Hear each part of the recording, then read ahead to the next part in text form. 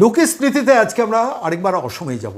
কেন যাব? এই বাজেটের সময় গতকাল সদ্য বাজেট পেশ হয়েছে। আমাদের মনে হলো একটু অসমের দিকে তাকানো দরকার। বাজেটের সঙ্গে খুব প্রাসঙ্গিক একটা বিষয় আছে, যেখানে শিক্ষাক্ষেত্রে কত বাজেট বরাদ্দ হয়েছে, বিভিন্ন ধরনের সেগমেন্টে কত টাকা বরাদ্দ হয়েছে, এটা ঘাঁটতে ঘাঁটতে হঠাৎ একটা বিষয় নজরে পড়ল। 2021 সাল 2021 সালের 2রা মে মমতা বন্দ্যোপাধ্যায় এই রাজ্যের তৃতীয়বারের জন্য নির্বাচিত হন মুখ্যমন্ত্রী হিসেবে। 2রা মে 2021, সেই একই দিনে হেমন্ত বিশ্ব শর্মা অসমের তার সরকার তৈরি হয় ওই অসমে। সেই 2021-এর ঠিক আগের বছর অসমে খুব ইন্টারেস্টিং একটা ঘটনা ঘটে, যেটা আজকে আমার কিন্তু গবেষণার বিষয় হয়ে গেল। কেন বলছি?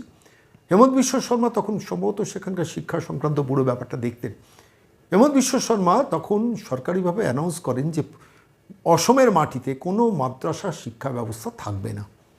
ভাবুন, ইলেকশনের আগে যখন সংখ্যালঘু সংক্রান্ত ব্যাপারে যে কোনো সরকার খুব সেন্সিটিভ হয়ে যায়, বিশেষ করে পশ্চিমবঙ্গে তো বলার অপেক্ষা রাখে না। সেই সময় দাঁড়িয়ে হেমন্ত বিশ্ব শর্মা অসমে অ্যানাউন্স করছেন যে আলাদা করে মাদ্রাসা শিক্ষা ব্যবস্থা থাকবে না। সামনে নির্বাচন, তার আগে করছেন। যে কোনো মুখ্যমন্ত্রী, আমি বলছি যে কোনো মুখ্যমন্ত্রী বা যে কোনো শিক্ষামন্ত্রী সেক্ষেত্রে ভয় পান, কিন্তু অসম সরকার বলিষ্ঠতার সঙ্গে সেই এলাকার মানুষকে, সেখানকার অসমের মানুষকে দীর্ঘদিন ধরে বুঝিয়েছেন যে দেখুন, এই মাদ্রাসা শিক্ষা ব্যবস্থা আপনাদের ক্ষতি করছে, যে রাষ্ট্রীয় শিক্ষা ব্যবস্থা একটাই থাকবে। এবং এটা করতে গিয়ে হেমন্ত বিশ্ব শর্মা, আমি কি অ্যানাউন্স করেছেন আমি তার আগে বলি। আমি যখন এইখানে এই ঘটনাটা বলছি, তখন এবছর 2024-25-এ আর্থিক বাজেট যে পশ্চিমবঙ্গ সরকার যে বাজেটটা পেশ করেছেন বিধানসভায়, সেই বাজেটে দেখছিলাম পশ্চিমবঙ্গ সরকার সংখ্যালঘু বিষয়ক ও মাদ্রাসা শিক্ষা বিষয়ক খাতে 5,530 কোটি 65 লক্ষ টাকা বরাদ্দ করেছে। 5,530 কোটি 65 লক্ষ টাকা বরাদ্দ করেছে পশ্চিমবঙ্গ সরকার। কিসের জন্য? মাদ্রাসা শিক্ষা এবং সংখ্যালঘু বিষয়। দেখুন, একটা সরকার বাজেট অ্যালটমেন্ট করবে, কি বলার আছে। কিন্তু ঠিক সেই সময় যখন 2024-25 আমরা এটা দেখছি, 2020-21-এ অসম সরকারের অবস্থানটা একটু ভালো করে ভাবুন। অসম সরকার বলছে কি?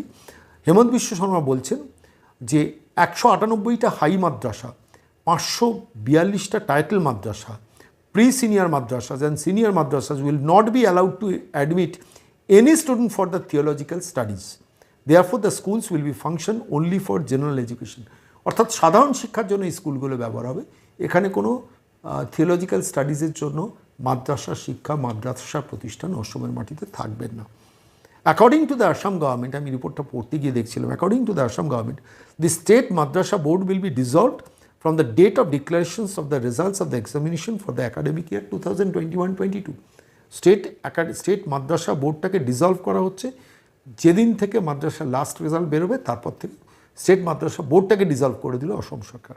No student will enroll in any of the existing courses at madrasas educational institutions prescribed by the state madrasa board with effect from April 1, 2021. ভাবুন, মে মাসে রেজাল্ট বেরোবে, তার ঠিক নির্বাচনের আগে এপ্রিল 1 থেকে স্টেট মাদ্রাসা বোর্ডটাকে অফ করে দেওয়া হলো।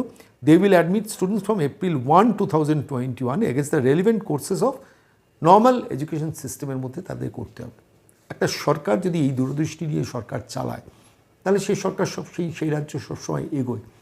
হেমন্ত বিশ্ব শর্মা নির্বাচনের আগেও অসম থেকে মাদ্রাসা শিক্ষা ব্যবস্থাটা নির্বাচনের আগেই বিলুপ্ত করেছিলেন। আমরা অনেকে ভাবি যে 2021-এ ক্ষমতায় আসার পর বিলুপ্ত করেছেন, তা না, তার আগে বিলুপ্ত করেছেন। আর সেই সময় দাঁড়িয়ে একটা সরকার তৃতীয়বার নির্বাচনে আসার পরও 2024-25-এ প্রায় 5,000 কোটি টাকার উপর মাদ্রাসা শিক্ষা এবং সংখ্যালঘু বিষয়ক দফতরের জন্য তাদের অ্যালটমেন্ট করছেন, বাড়াচ্ছেন।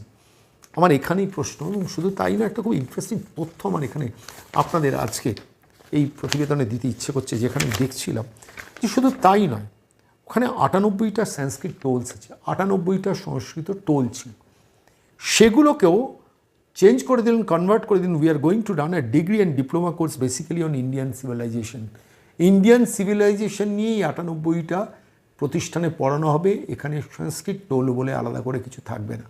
অর্থাৎ কেউ যাতে বলতে না পারে যে আমি মাদ্রাসা শিক্ষা তুললাম, সংস্কৃত টোলগুলোকে স্পন্সর করলাম, সেটা নয়। সংস্কৃত টোলগুলো থাকবে, সেটা ইন্ডিয়ান সিভিলাইজেশন নিয়ে সেখানে পড়াশোনা হবে, সংস্কৃত টোল বলে আর কিছু থাকবে না।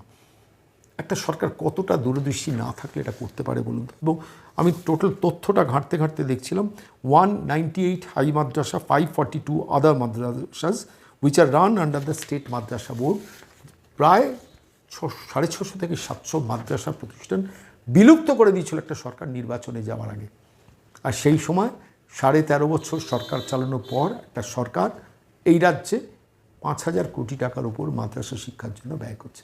আমি বলবো না কিছু, মানে এই নিয়ে শুধু আমি বলছি একটা জাতি এগোয় তখন তার রাষ্ট্রনায়ক বা তার রাজ্যের যারা পরিচালক থাকেন তাদের যখন দূরদৃষ্টি থাকে।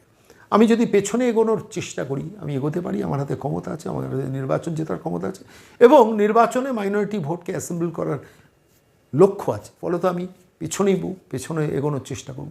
যেখানে সংস্কৃত টোল উঠিয়ে দিচ্ছে অসম সরকার, যেখানে মাদ্রাসা বোর্ডটাকে ডিজলভ করে দিচ্ছে, সেইখানে পশ্চিমবঙ্গ সরকার কোন পথে চলছে, যেখানে মাদ্রাসা শিক্ষা এবং সংখ্যালঘু বিষয়ে বরাদ্দ 5,000 কোটি টাকার উপর করে দিচ্ছে। কিছু বলার নেই, আমি শুধু আপনাদের কাছে তথ্যটা পেশ করলাম।